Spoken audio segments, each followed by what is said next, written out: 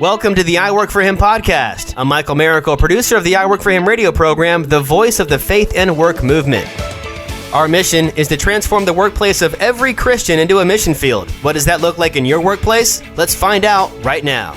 Hey, you've tuned in to I Work For Him, the mouthpiece for the faith and work movement. We're your hosts, Jim and Martha Brangenberg. Thanks for being with us today. We have one of my favorite guests on the show today, so I'm excited about that. But I want to remind everybody, the Awaken Podcast Network at awakenpodcastnetwork.com is a place where you can go and find literally dozens, 130 plus, and raising all the time, different podcasts that are speaking in different lanes of the faith and work and connecting it all together. And I hope you'll check it out, awakenpodcastnetwork.com. You know, for years we've focused on living out our faith in our work. We've connected you to resources like ministries, websites, and written materials that will aid you in your search for a deeper relationship with the Lord and His impact on your workplace ministry. In the past, we've brought on David Gibbs III from the National Center for Life and Liberty to tell us about our rights in the workplace for sharing our faith and living out our Christian life in and amongst our coworkers. Today's show takes a decidedly different turn. In the last 18 months, the civil liberties of the average American citizen have been under attack. For the average Christian American citizen, the attack has been nuclear. What should we be preparing for? How have our rights been changed, challenged, or destroyed? What has been strengthened and reinforced, and what has eroded and disappeared?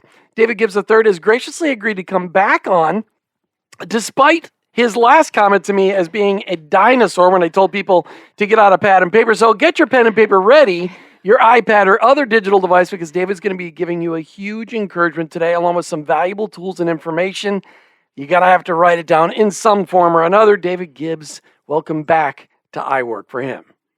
Hey, Jim, I'm delighted to be with you. And for, the kids that are, 50 and under and they don't understand what pad and paper is, we'll try to explain it to them. And there's also, payphones and dinosaurs roaming the earth. But it is always good to be with you, my friend, and to be on your show. And we have lived through, the word unprecedented has probably been overused, but it's so descriptive as to what we have gone through. I mean, if you go back to January a year ago and somebody says there'll be no March Madness, most of the churches will be closed at Easter. And oh, by the way, Disney World's going to shut down and everybody's going to be working from home. And we're going to turn every parent in America into a homeschooler for a while anyway. People would have wanted to institutionalize you. They just said, you've lost your mind. That will never happen in the United States of America. But as we have lived through this whole COVID transition, all of these changes, all of these situations, we have watched where life, work, education, government, the rights of the citizens have really changed in an unprecedented and really an unpredicted way. And we have lived through some wild times. Times have changed in America. That's like the understatement of the day. Yeah. But fun, a fun statement. Go ahead, Martha. No, I just going to say, okay, there we go. You set that up so well because you've summarized, I think everybody listening is going, yep, that's exactly right. And so we get the opportunity today to talk about those rights and what have changed and what we as believers, how we should be responding. All right, but before we get into all this, because I know I'm super excited to have the conversation, we always enjoy having you on, David. This has got to be the 6th or 7th time you've been on the show. I want to find out personally, what have you learned about the Lord in the last 18 months? What have you experienced in a new depth in your relationship with Him? Well, I think there's some things that a lot of folks have maybe learned through this time of pandemic and health adjustment. What is really important, all of a sudden the things that, many people live for, the next conference, the next meeting, the next event, and all of a sudden when all of that kind of disappears due to the fact that it's all been shut down and closed, and what is really important in your life. We learned a word in the whole COVID time period. What is essential? That became the big buzzword, essential versus non-essential. What's really key and what isn't key? And it was a little sad to me as everybody began to evaluate what's really essential versus non-essential. And, here we are in the United States, we're a developed country, but like food, pretty essential. Most people aren't farmers. We need to get to the grocery store, delivery, keeping, houses with electricity and different things are deemed important. And we all agree with that. But what was kind of sad to me was culturally, many in our society said, you know what, church, gathering, the gospel, yeah, I'm all for getting it on the internet, but many in America deemed it as not essential, almost lumped it in with the entertainment, like a concert, a movie, something that you just go to, kind of a quirky form of entertainment. And so I think for Christians, it forced us to recognize, what is really essential in our lives, what is important, what is key, but then also recognizing that the values of the follower of Jesus, the person of faith, is clearly now becoming more and more counterculture because America as a nation largely said religious gatherings, church, the work of the church is absolutely, in their opinion, not essential. Yeah, really having to define that for ourselves and figure out where we stand has been a big part of this last year. So, David, talk to us about what the state of the rights for Christians in America are today. Well, I think as you look at what the Supreme Court and the courts have done, really through the whole COVID crisis, and we do need to be aware, this is a tsunami that has not yet fully worked its way through the courts. Courts were shut down. And so we're looking at, where are liabilities going to lie? Where are things going to happen? I mean, we are facing, a lot of adjustment. And I'll tell you what's on the minds of a lot of people. When do we go back to normal? When's it going to just be over? When's it going to be done? And I don't want to be the bearer of bad news, but I would like to maybe challenge folks to recognize it's a new normal. It's a new world. I use the sad example. We had mass shootings. We had the movie theater. We had concert halls. We had churches, houses of worship that were attacked. And all of a sudden across America, people began to say, you know what, we need to think about safety and security. And we need to think about how to, protect our public gatherings. And that's the new normal. Some church says, I don't want to worry about that anymore. Well, in today's world, it's irresponsible not to think about how to keep your congregation safe. Right. And public health entered the discourse. I grew up in the old era. You don't call in, you crawl in. If you're well enough to dial the phone, get here. And all of a sudden, COVID, it's like, oh, you have the sniffles, stay away. Used to sneeze and say, God bless you. Now it's like, murder, away from me. You're killing me. We totally changed our whole culture. And so the whole dynamic of the unnecessary spread, and as believers, we know God's the giver of health, life. It's in his hand, but for his grace, any of us don't have our next breath. But the reality is the unnecessary spread of disease, this virus, many things, is now in the culture. So whether you're an employer, what duties do you have to your employees versus employees? What liability, responsibility? Your boss says you have to wear a mask. You don't have to wear a mask. You have to get vaccinated. You don't have to get vaccinated. I mean, we're looking at this tsunami of uncertainty that, we haven't seen like a lot of, churches or houses of worship sued, but employers are getting sued, public gatherings are getting sued, restaurants are getting sued, nursing homes are getting sued. And nobody quite knows where the liabilities are going to land.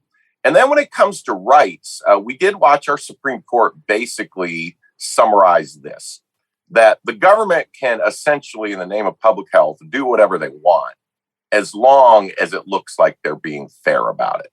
So if the government says, shut down all the churches, but movie houses can stay open, well, that's not fair, right? Because, but in Nevada, it was shut down all the churches, but the casinos are open, which is why they went and started holding churches. Taxes. Right, and but then they started holding church in the they started holding church in the casinos. They held Walmart could be open, but the churches could be closed, so they started holding church in Walmart. I thought that was fantastic. That's just creativeness.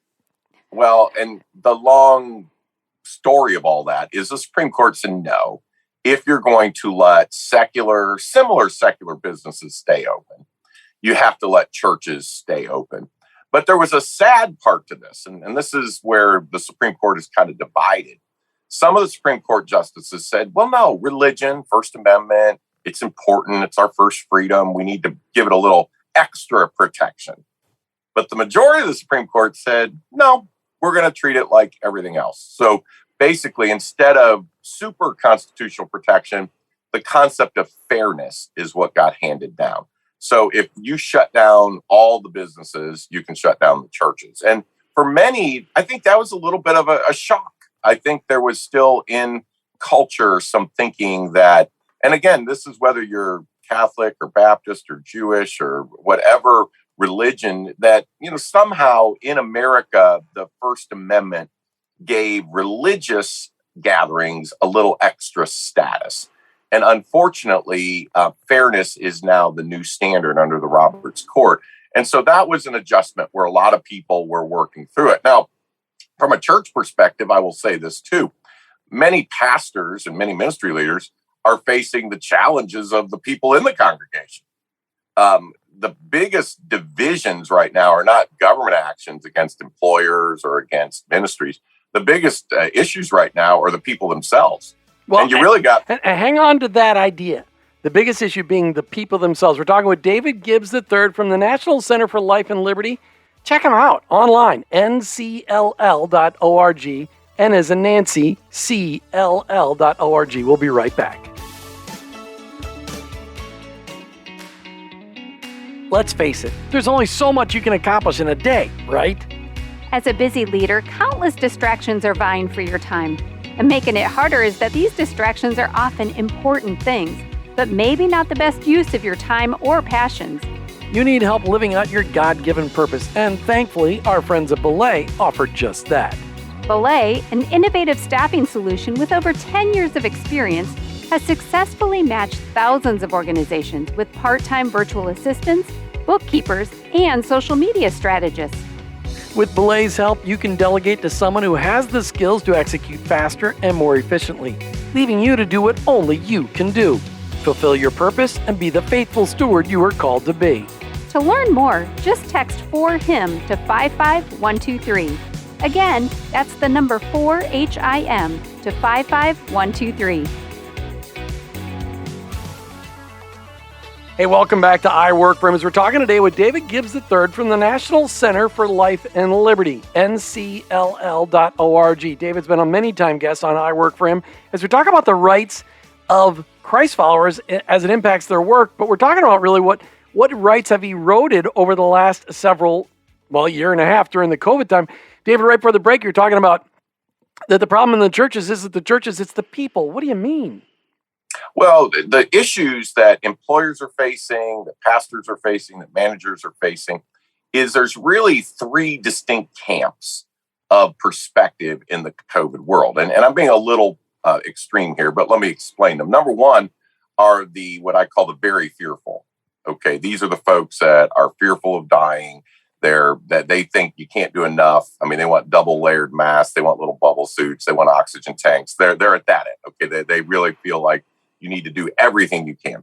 Then you got the other polar opposite end are the people that think this whole thing was a hoax. It was a orchestrated conspiracy to infringe on our liberties. It didn't even exist. There may not even be a virus. And again, I'm being a little extreme here, but you've got total polarity. You've got the very fearful to the cavalier. They don't even think this thing's real. Then the biggest category are the people in the middle. Okay.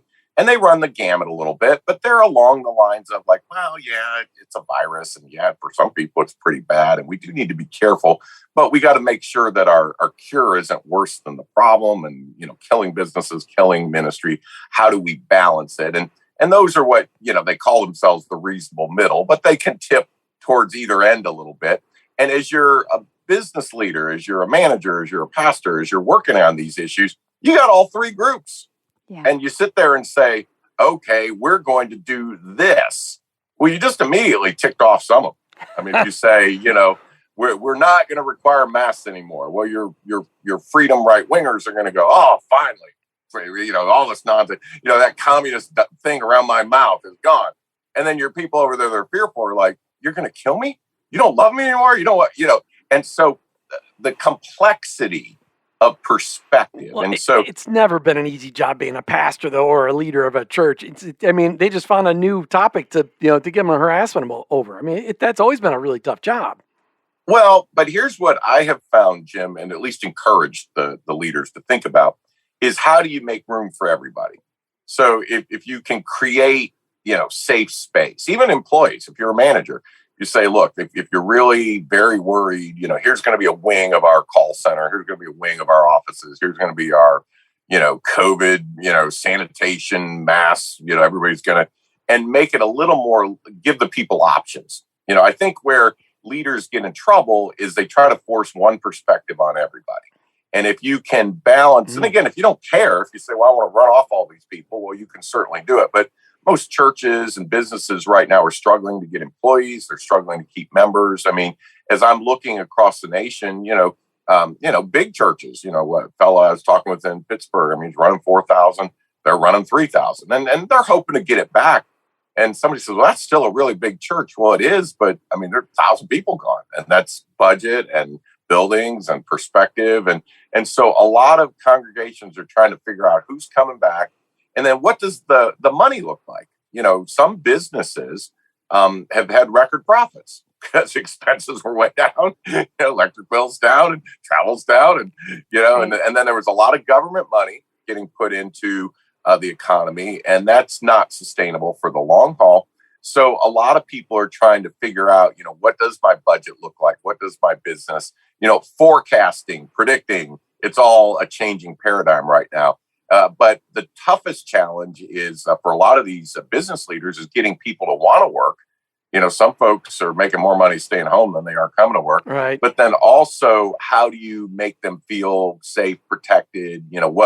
How do you take those 3 different camps and run a restaurant? How do you take those 3 different camps and run a retail establishment or a church or a vacation Bible school?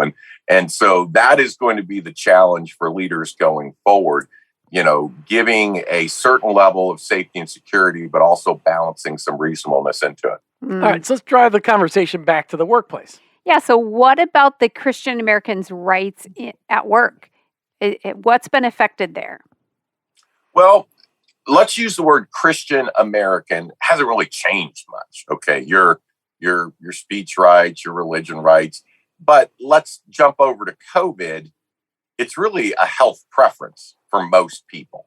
Okay, most people don't go, I have a religious belief not to get vaccinated, or I have a religious belief thou shalt be vaccinated. There are some. Okay, I'm not saying there aren't some religions that have taken, but most evangelicals, it's a health preference, right? I think this is a good idea. I think it helps avoid unnecessary disease.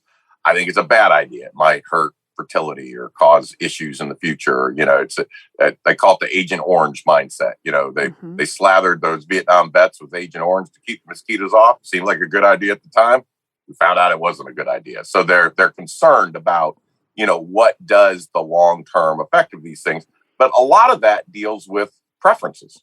Basically, I just would prefer, I'm concerned, I don't feel like I know enough. And there's a lot of debate. We're watching even the administration in Washington, almost trying to stifle dissent, websites and social media posts being taken down and other things, and saying, we, the government, are telling you this.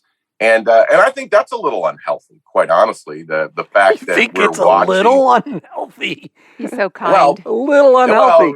Well, when you look George at the Orwell wrote about this in 1939. I think it's quite unhealthy, actually.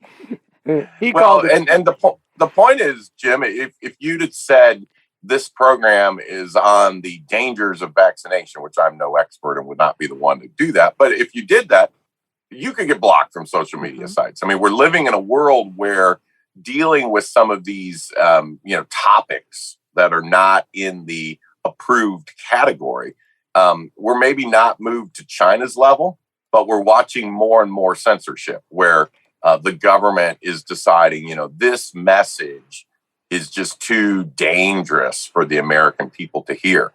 And so in that regard, we're seeing some pretty major infringements on free speech and the ability to message as a business. If you're let's say you're a natural type doctor and you truly believe with all your passion that there's certain messaging that your business, your practice, your professional perspective needs to get out.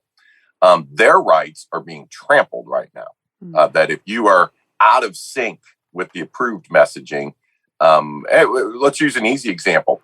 We have a former president of the United States. Out of sync with the approved messaging. We're going to come right back with more from David Gibbs III from the National Center for Life and Liberty. We're going to talk about what's it look like to be out of sync with today's messaging, and really, what are your rights as a Jesus follower in your workplace? And your workplace looks different today, but what are your rights? We'll be right back with more on I Work for Him.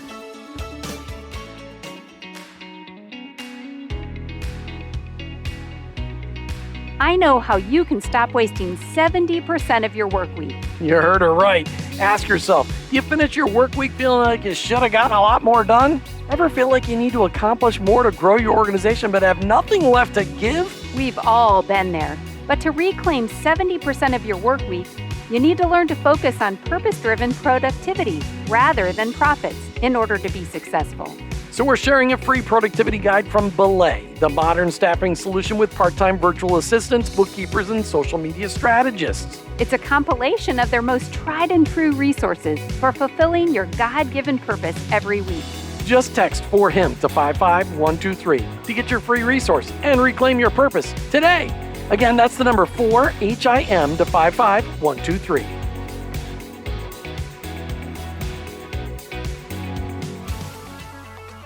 Hey, welcome back to I Work Room as we talk with David Gibbs III today from the National Center for Life and Liberty.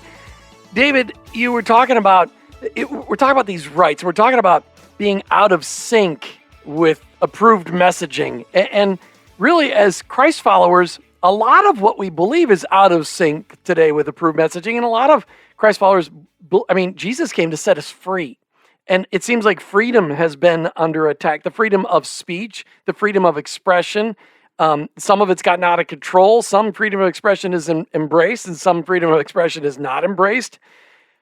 Let's talk about where you were going to go right before the break with being out of sync, but I also really want to review for everybody listening, what are our rights as we live out our faith in our workplaces, in our mission field, even though that mission field may be different. It may be a Zoom mission field today as opposed to an in-office mission field. I want to make sure we hit that before we're done today.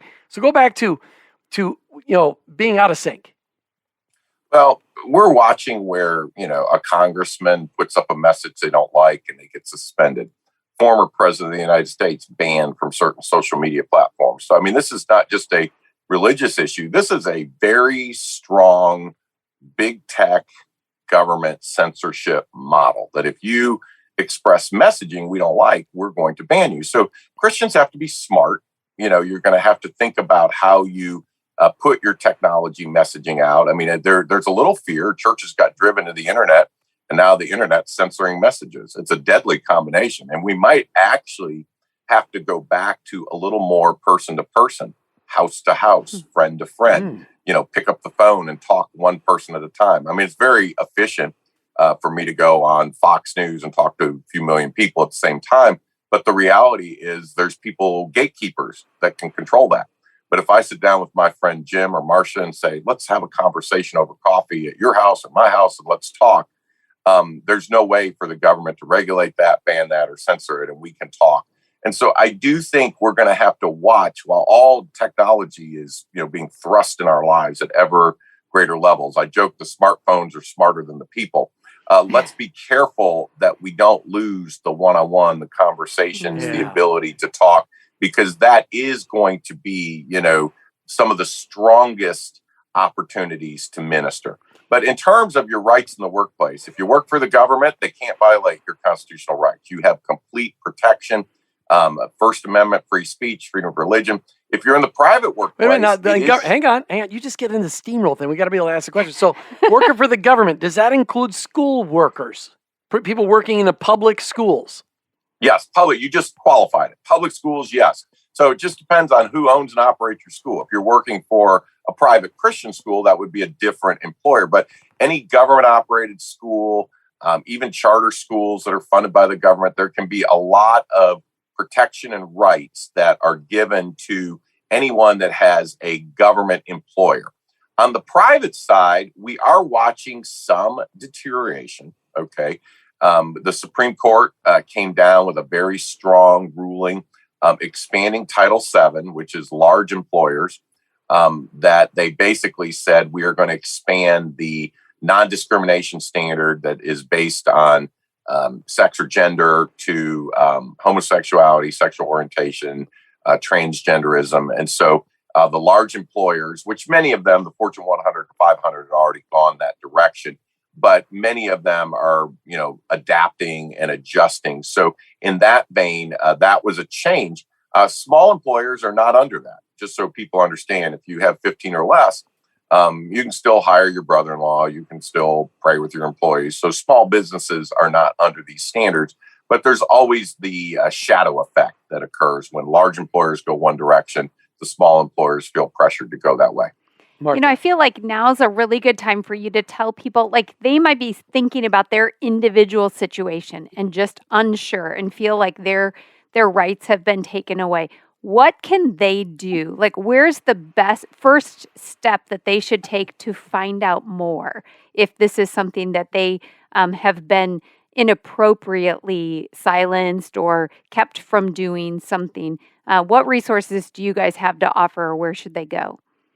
Well, if they're comfortable, they're welcome to reach out to us, and we'll actually do a pro bono, that means no charge, evaluation of their situation. So if somebody says, here's what happened. Now, they don't have to agree with us, but we will give them the law. They will understand, yes, you have a claim here, or no, you really don't, and here's why. And we'll explain to them what options exist. And then I believe if you give good people good information, they can make good decisions. And they say, okay, my rights are being violated.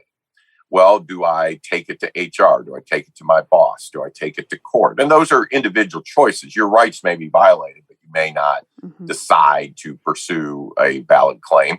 And some people don't have a valid claim and still pursue it. So, I mean, it can go both ways. But the point being, we're glad to help them evaluate what their rights are. And we always encourage folks three ways. Number one, take the right stand.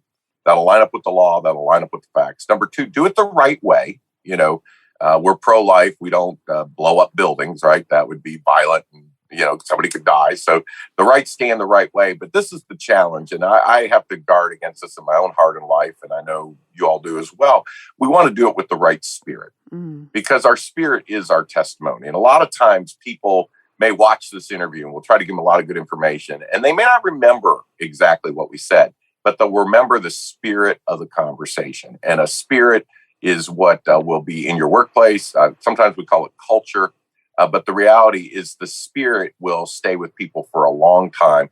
And so when you take a right stand done the right way with the right spirit, I believe the Lord will bless that. Oh, that's such a great takeaway. It is. David, Martha and I are, we travel across the country all the time, and we're seeing, we saw many different ways to approach the COVID thing. Every state line we crossed, it was handled a little bit differently. Yet consistently, Christ followers who had been extricated from the church during COVID saw opportunities to touch to really minister to their neighbors, because now they were at home way more often, in the neighborhood way more often. There was people that had needs. Tell us one great story before we're done for today. One great story of how you saw a believer just stand up and really use this as an advantage for the gospel. Something really cool you've heard. Well, as you look at it, you're absolutely right, Jim. I mean, it forced people to reassess priorities and to think about things and empowered them to do things.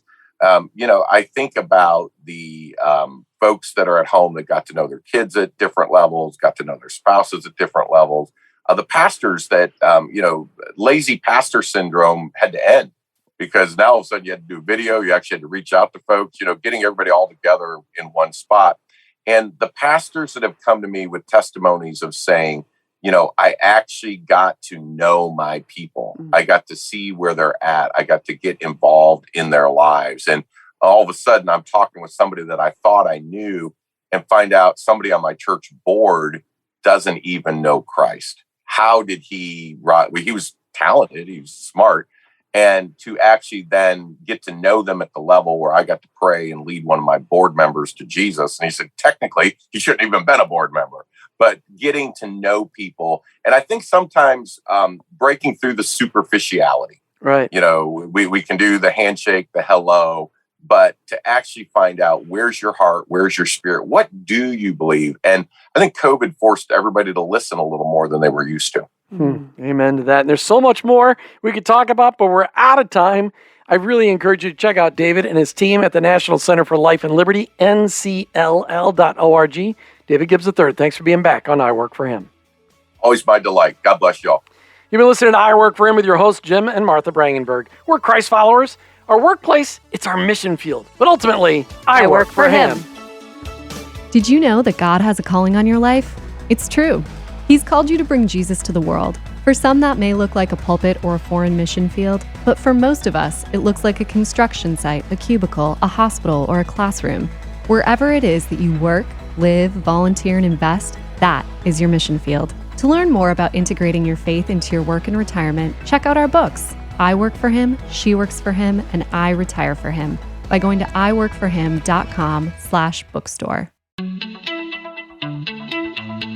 Thank you for listening to the I Work for Him podcast with your hosts, Jim and Martha Brangenberg. Please visit iworkforhim.com to learn more about connecting your faith and work, to join the I Work for Him Nation, or subscribe to our weekly blog. You can also follow us on social media at I Work for Him to stay up to date and meet our guests. If today's message spoke to you, please subscribe, rate, and review the show on your favorite podcast platform. Your review will launch more workplace missionaries across America. That's at I Work for Him and online, iworkforhim.com. I work the number 4him.com.